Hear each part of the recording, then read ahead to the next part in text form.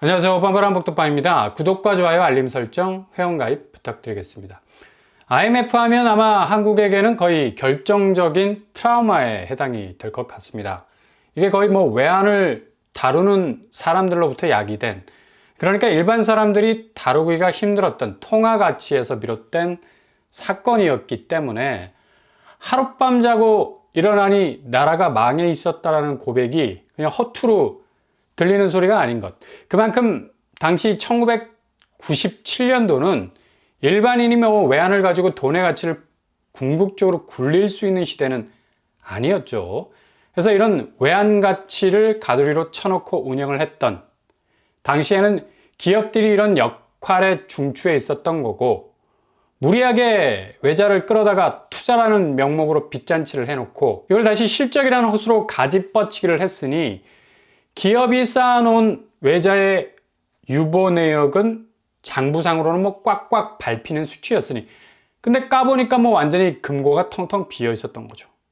당연히 만기가 돌아오는 시점이 겹치면서 그렇게 무리하게 달러를 끌어 쓰다가 투자 손실까지도 극강으로 디스 당하면서 하루아침에 벼랑 끝에 몰린 사건이 바로 IMF입니다.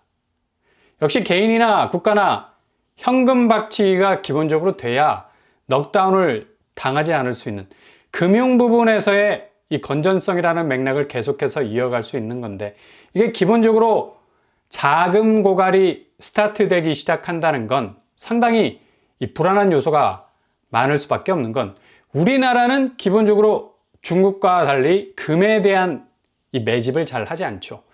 어차피 중국은 국가 디폴트 선언이 나올 수 있을 만큼 외국 신용평가사들로부터 혹독한 신용 등급 컷을 당하고 있는데, 이게 부동산 시장의 자산이 폭파가 되면서 그 언저리에 숨어있던 돈들이 손실을 눈덩이처럼 키우자 중앙정부 차원에서 이런 부동산의 손실 메우기 위해서 어차피 달러 가치가 급상승하고 위안화는 나락으로 가는 와중에 있으니까, 위안화는 애시당초 기축통화 되긴 틀렸잖아요. 그래서 다시 이후를 도모하기 위해서 금을 200톤 가까이 사들이면서 세계 각국의 중앙은행이 사들이는 금 수요의 4분의 1을 빨아들이고 있다는 얘기죠.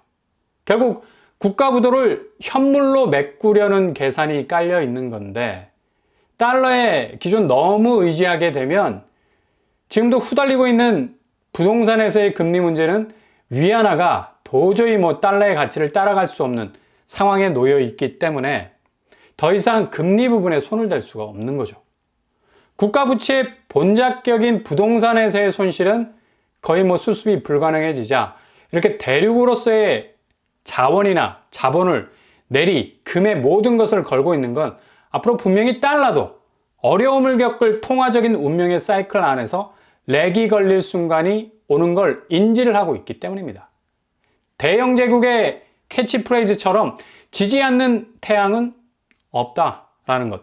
장렬하는 태양도 어느새 저녁이 되면 노을을 들이우게 되죠. 경제 사이클 역시도 통화 가치라는 게 절대로 만홍의 샘처럼 역으로 나이를 먹지 못하고 통화 가치 자체로서 연륜이 더해지기 때문에 낡은 자산의 이미지는 켜켜이 쌓이게 되는 거죠. 그러니 중국이 이때를 노리겠다는 겁니다.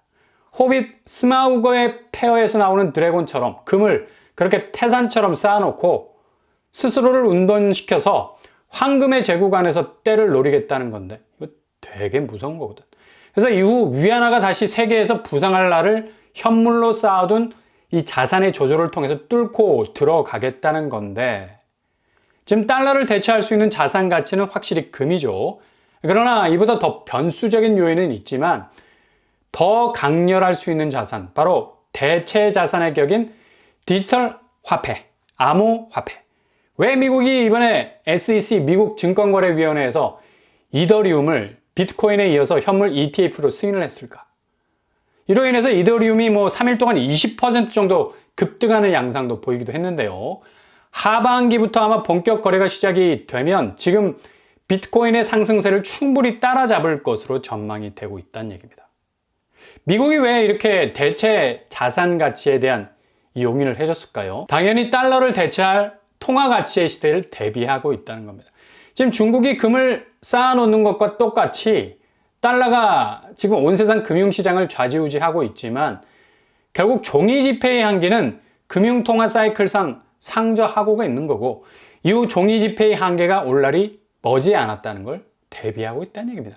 그러니 지금 이면에서의 중국의 금 그리고 미국의 암호화폐 싸움은 지금 챙챙 부딪히는 불꽃 튀는 대결 양상입니다. 이게 현재로서 미국의 일방적인 달러 폭격으로 인한 대세적인 전환이 어려운 중국의 일방적인 수세전으로 보이지만 결국 금이 들이우는 골든에이지 시대가 반드시 올 날이 온다는 얘기죠. 그리고 이걸 대체할 암호화폐 시장이 증시에서의 이 대체적인 자본 이동으로 세팅이 되기 시작을 할 거고 아마 둘 사이의 피 튀기는 자본 싸움은 다음 라운드가 더 흥미진진한 건데 어차피 중국은 이미 부동산 시장, 자산 시장을 버린 거나 마찬가지의 행보를 보이는 것도 지금 중국 중산층은 거의 돌아버릴 지경이죠. 집값은 거의 파산이라 말할 정도로 뚝뚝 떨어지는 소리가 옆나라 한국에서 들릴 정도고 아무리 넘어져가는 공룡 같은 부동산 기업이 현금을 확보했다고 난리를 쳐도 그걸 낙관적으로 바라봐줄 중국인들은 없다는 얘기입니다. 실제로 부동산 시장은 거의 초토화되고 있는 상황인데 덩샤오핑, 장쩌민, 후진타오, 시진핑 등등으로 이어진 리더십 중에서도 지금 가장 역대급 경제난을 겪고 있는 현 중국 정부에선 마땅한 카드가 없다는 얘기예요. 수십 년 후퇴해버린 자본시장의 암울한 분위기는 쉽게 타파가 되지 않고 있다는 건데 지금 디폴트에 빠진 채무불이행으로 기본적으로 현금이 돌지 않는 이 비구이 외환 중국 최대 부동산 개발 업체인데 얘네들이 지어놓은 아파트 면면을 한번 들여다보시라. 거의 장각에 서 있는 바위돌 같지 않습니까? 송파구 헬리오시티 같은 모습으로도 비춰지고 좀 비스무리해요. 그냥 아파트로 빽빽하죠. 이렇게 비구이 위안이 손을 대는 아파트 사업은 승승장구했었습니다.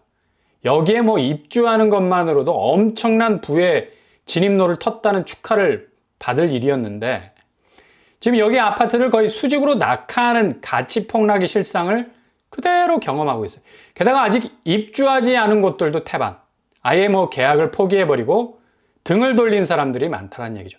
동시에 신축이 이렇게 리스크가 커졌으니 중국 사람들은 구축 쪽으로 발길을 돌리는 정말 씀삥 좋아하는 중국인들의 성향과는 완전히 반대로 가고 있는 분위기가 파다하다는 얘기입니다. 그러니 부동산 쪽 시장 상황은 거의 수습이 불가해지고 있고 최근에 중국 최대 1위 부동산 업체 왕커가 이자 부채 규모가 거의 60조야. 이거 우리와는 사이즈가 다르죠. 우리 같았으면 거의 무너졌을 건데 그래도 한번 버티는 거 보세요. 얼마나 맷집이 좋은지. 근데 정말 웃긴 건 이번에 3조 정도의 현금을 확보해서 경영 정상화로 가겠다는 포부를 밝힌 것도 자체 자금을 조달한 것도 아니고 또 부채예요. 또 부채. 대출을 통해서 유동성을 틔웠다는 얘기죠. 거의 산소호흡기 달고 40.19km 마라톤을 씩씩하게 뛰고 있는 것하고 똑같은 일이 벌어지고 있는 겁니다. 이게 지금 중국의 민낯이라는 거죠. 알량한 부동산 업체의 뱃두드리기가 아직도 귀에 쟁쟁 울리고 중산층은 줄어든 소득 때문에 아우성. 더 이상 신축 아파트도 리스크가 하도 커서 손절하면서 구축 쪽으로 엄청난 수요가 몰리면서 중국 역사상 부동산 시장에서 뚝뚝 떨어지는 집값 경험하고 있죠. 그리고 이와 반대로 구축 쪽에서 집을 잡으려는 기현상도 벌어지고 있는 건데 이거 지금 우리나라 얘기하는 건지 중국 얘기하는 건지 도통 헷갈리죠. 그 정도로 지금 부동산 구조 이렇게까지 똑같은데 한국은 중국처럼 중앙은행이 금을 사려고 절대 덤비질 못합니다. 기본 미국 달러 의존도가 거의 100%에서 200% 수준으로 올라가 있어서 오로지 달러 인덱스 영향을 좌충우돌 여기 치이고 저기 치일 정도로 받고 있는데 중국은 저렇게 부동산이 나락이 가도 금으로 버티려고 저리 난리를 칠 수 있는 국력이라는 배를 두들길 수 있는 자원과 인구가 있는데 우리는 이게 완전히 반대되는 상황이라는 얘기입니다. 오로지 변화무쌍한 수출 환경에 매달려 있어야 하고 달러 가치가 완전히 국가 경제 자체를 흔들어 버릴 수 있는 내관이 될 수 있다는 얘기죠. 인구 역시도 증발 수준인데 뭘로 지금의 중국 부동산과 똑같은 하드웨어를 가지고 버틸 수 있다고 생각을 하는지 아찔한 생각이 들 수밖에 없는 겁니다. 게다가 지금 시중은행 가계빚도 매주 1조 원 넘게 증가하는 사실 여러분 아십니까? 일주일 단위로 끊어도 1조 원이라는 얘기도 정말 어마무시한 추세라고 볼 수 있는 이 중앙은행이 이걸 잡으려고 지금까지 11차례 기준금리를 3.5%로 눌러놔도 꿈쩍도 하지 않고 계속해서 직진 모드로 가는 것도 정말 기이한 현상이죠. 5대 은행 가계대출이 이달만 2조 4천억 증가 추세에 있습니다. 이렇게 계속해서 밑도를 부채로 괴기 시작을 하면 중국의 예처럼 완커가 60조의 이자 부담을 견디지 못한 상황에서도 현금 확보했다고 경영 정상화하겠다고 포부를 밝힌 그 근거에도 부채로 그걸 메꾸고 있는 똑같은 일이 벌어지는 거죠. 이렇게 되면 5대 은행 가계대출 관리 목표치도 한계점에 도달할 것으로 보이고, 기존 가계대출 증가폭을 1.2에서 1.5% 선에서 관리하는 방침이 있었는데 이미 1.15% 수준까지 도달해서 거의 한계점에 이른 것으로 보고 있어요. 이렇게 되면 당연히 대출 쪼이기 가장 쉬운 방법은 시중은행 금리를 올리는 거죠. 주담대 금리가 다시 올라갈 수밖에 없다라는 건데, 지금 코픽스 변동금리 기준이 되는 지표가 내려간다 해서 앞으로 주담대 금리가 꽃길만 걸을 거라는 예상도 지나친 낙관론이다. 주담대 쪽 금리가 다시 털리기 시작을 하면 부동산 시장 자금 흐름은 경색이 될 수밖에 없는 겁니다. 가뜩이나 한은이 발표한 외환 보유고, 그러니까 초반에 말씀드린 IMF가 터진 기저의 이유에는 이렇게 외환 쪽 구멍이 확실하게 뚫려 있었기 때문에 나타난 위기였는데, 4월 말 외환 보유고 37억 달러 감소 추세로 계속해서 줄어들고 있다는 얘기죠.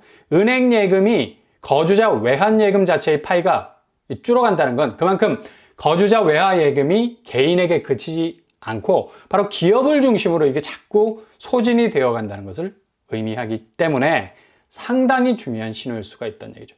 중국처럼 금을 사들일 처지도 아니고 이렇게 달러 팔아서 환율 맞춰야 하는 시기고, 기업 예금도 이렇게 외화가 줄어드는 것도 예금액이 소진이 된다는 건 상당히 IMF 트라우마를 경험한 우리로선 그냥 예사로 볼 일은 아니라는 얘기입니다.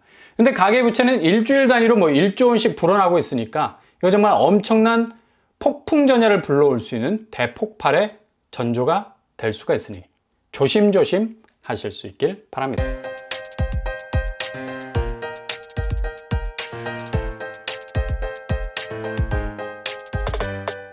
오늘의 부동산 캐릭터 역시 얼마나 현금을 보유하고 있느냐의 싸움이죠. 개인도 기업도.